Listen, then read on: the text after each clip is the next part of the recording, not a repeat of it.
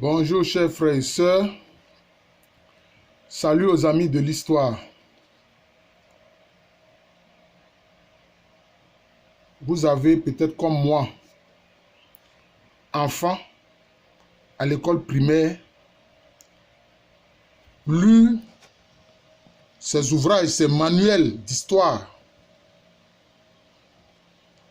qui disent que plusieurs cultures, notamment le maïs, le manioc et bien d'autres cultures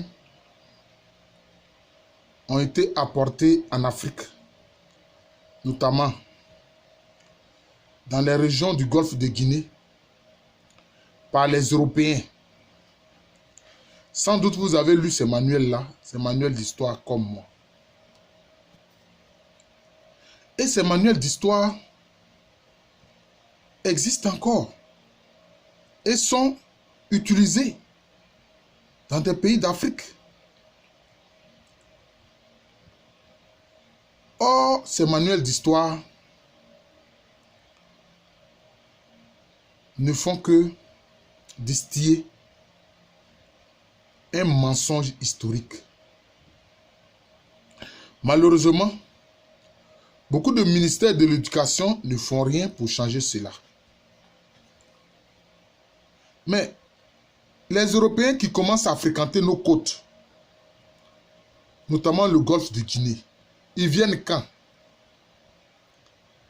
Ils viennent pratiquement au 15e siècle, début 15e siècle. Donc, cela veut dire que nos ancêtres là, africains là, avant que les Européens n'arrivent, eux ils ne mangeaient pas. Eux ils ne pratiquaient pas l'agriculture.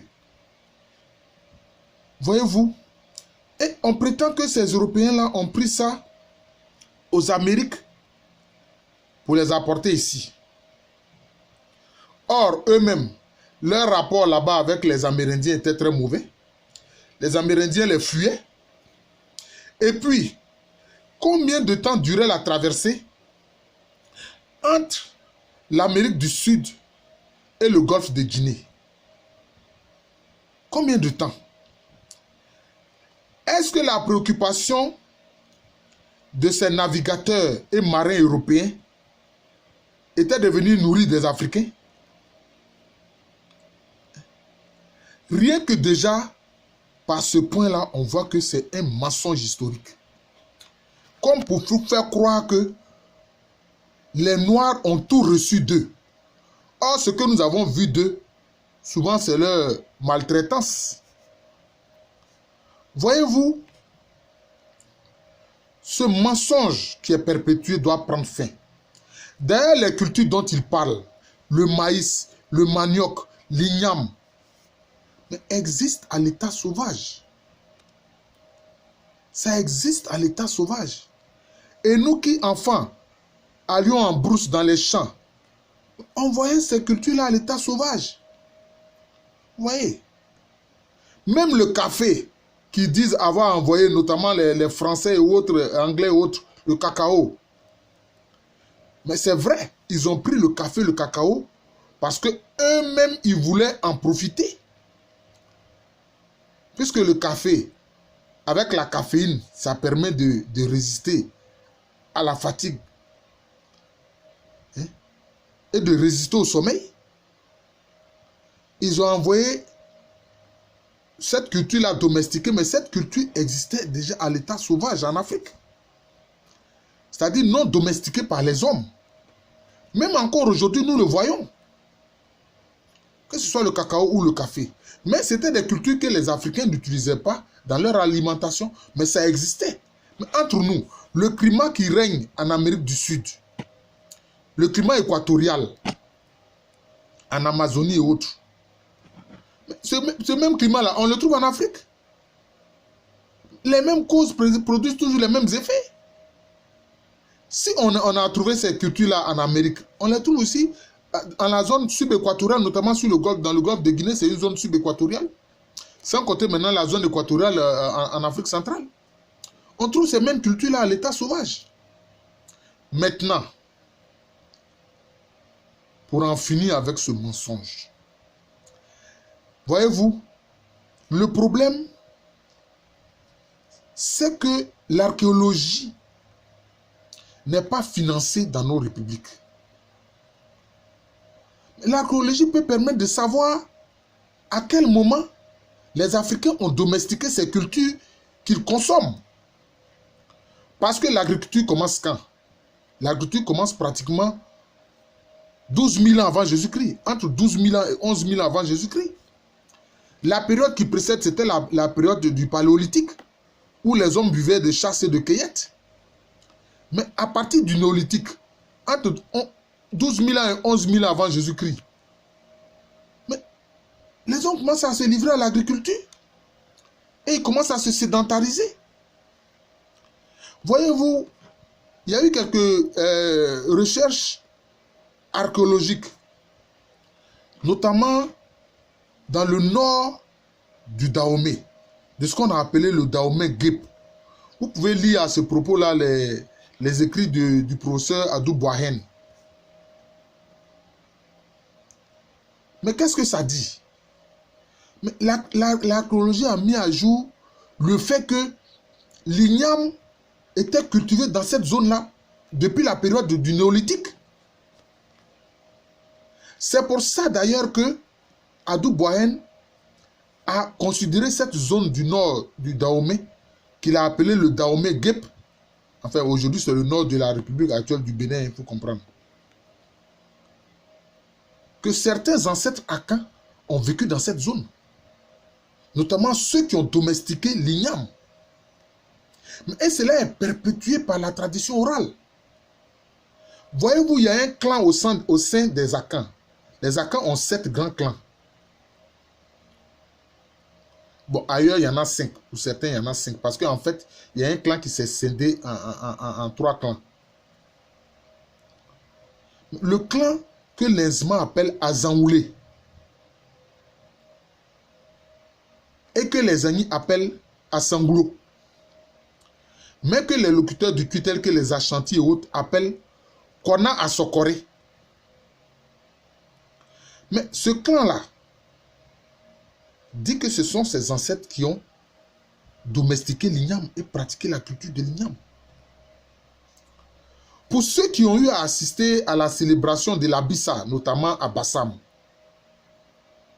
ici en Côte d'Ivoire, mais c'est célébré notamment aussi par les Nzma qui sont du Ghana et aussi par les Ahanta, c'est-à-dire ceux de la région de Sekondi et autres Takoradi. Mais pendant la célébration de cette fête-là, ils exhibent l'igname. Parce que les Azanwoulés disent que ce sont les ancêtres qui ont domestiqué l'igname. Et même il y a des textes figés qui sont chantés et célébrés durant l'Abissa qui disent que les ancêtres des Azanwoulés ont découvert et domestiqué l'igname. Il a dit même qu'il faisait tellement, il récoltait tellement une grande quantité d'igname qu'ils utilisaient même pour faire des cases. Ils utilisaient l'igname pour faire des cases. C'est ce que dit les textes sur le clan Azanwoulé. Vous voyez? Appelé Assanglo par les Agnis et Kona Asokore par les Ashanti et autres. Mais quelle est cette affaire de venir faire croire que c'est eux qui ont apporté la nourriture aux Africains? Donc, avec que sans eux là, les Européens là, nos ancêtres là ne mangeaient pas. Voilà encore un gros mensonge qu'il faut déconstruire. Je prends un autre exemple. Le maïs. Ils prétendent que ces manuels scolaires coloniaux prétendent que oui, le maïs, ce sont les Européens qui ont pris cela aux Amériques et qui l'ont emporté en Afrique. Mais je vais vous dire une chose. Toujours dans l'Abissa, la célébration de l'Abissa qui marque l'année nouvelle chez les Nzema, qui est appelée aussi cette célébration. L'Abissa aussi est appelée Kundum. Mais qu'est-ce que ça dit? Ça dit que ce sont les ancêtres du clan Mvavile. D'ailleurs, c'est le clan auquel moi j'appartiens. C'est le clan de ma famille maternelle, le clan Mvavile. qui est appelé Agona par les Dankira, qui est appelé Anana chez les Fanti. Mais ce clan, il est dit que ce sont les ancêtres de ce clan-là qui ont domestiqué la culture du maïs. C'est eux qui ont domestiqué la culture du maïs. Mais d'où vient-il qu'on vienne dire dans ces manuels mensongers que ce sont les Européens qui ont envoyé le maïs en Afrique? C'est un mensonge. Oui, c'est totalement un mensonge. D'ailleurs, de même que l'igname sauvage existe, qui est appelé en langue zema Boloué, parce que il est dit dans les traditions que quand souvent il y avait des disettes, alors les gens partaient à la recherche de l'igname sauvage non domestiqué qu'on appelle Boloué.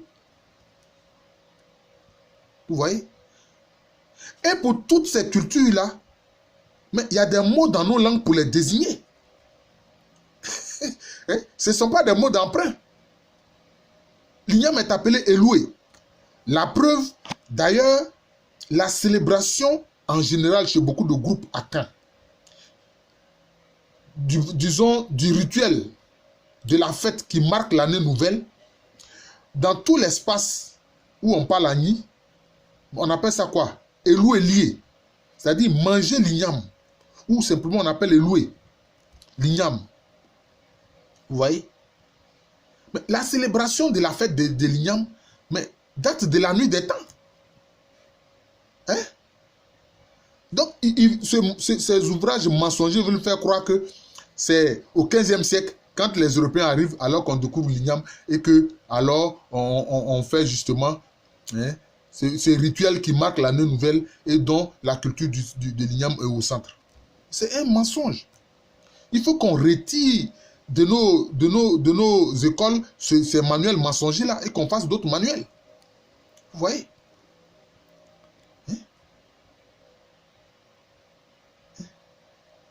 Mais l'igname, le maïs, il y a le nom local. Abelé. Comment on peut venir dire alors que c'est des choses qui sont venues d'Amérique? Ce n'est pas vrai. Leur eugénisme est tellement fort que je vous le dis.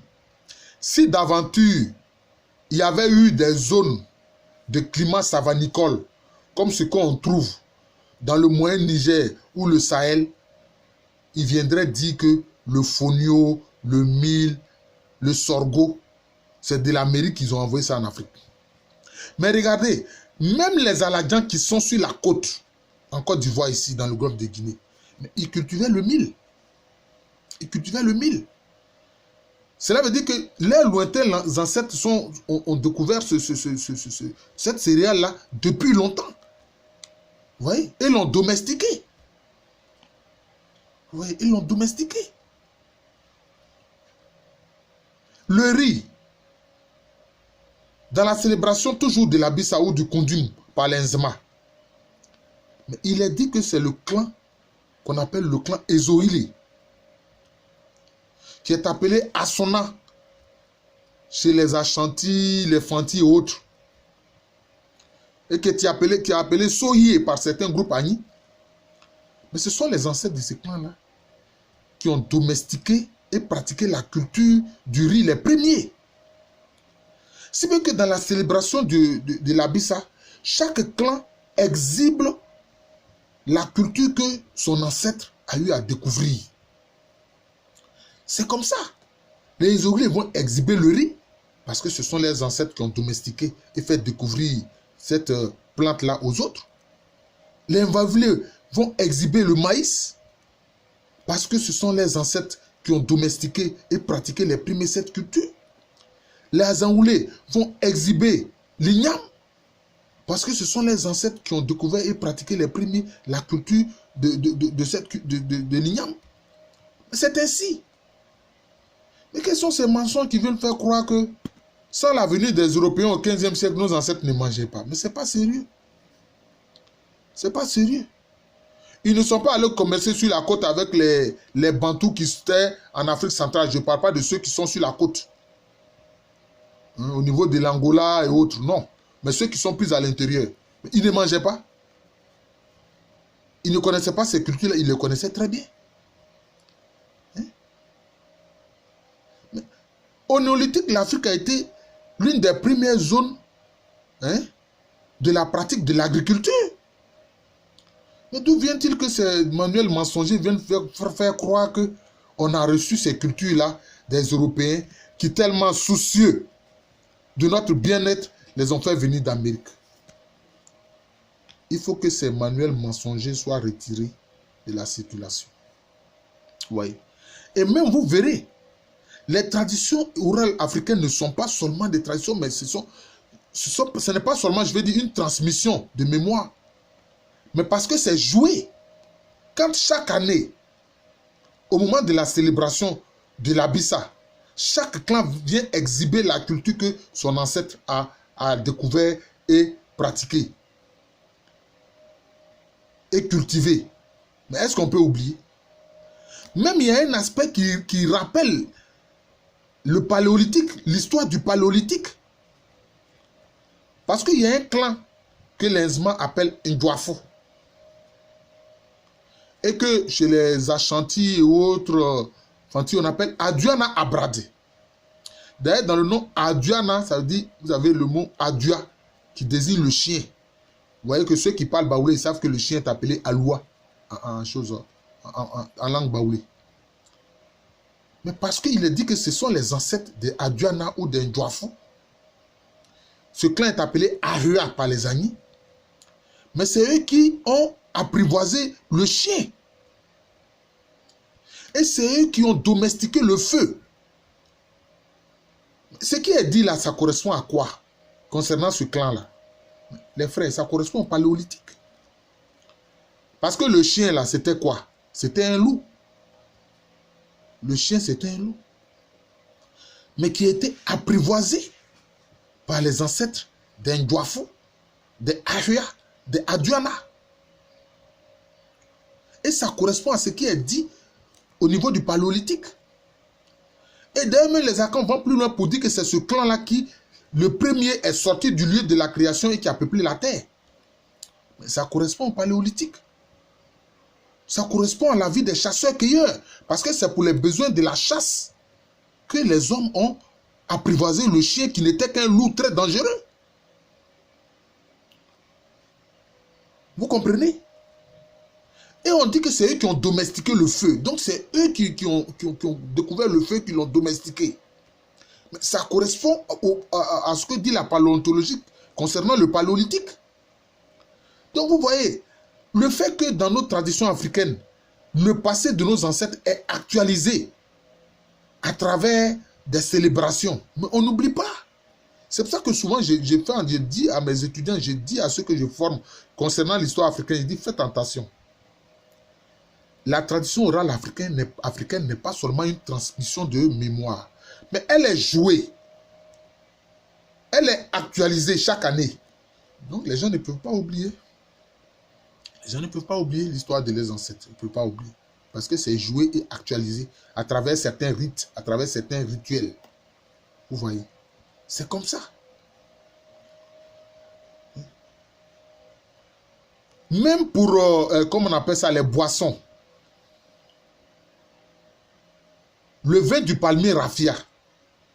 Mais le vin de palmier raffia, il est dit que c'est le clan qui, chez les Nzema, est appelé Aloba, qui est appelé Alangwa chez les Agnis, et qui est appelé Oyoko chez les Ashanti, ou les locuteurs du cuit.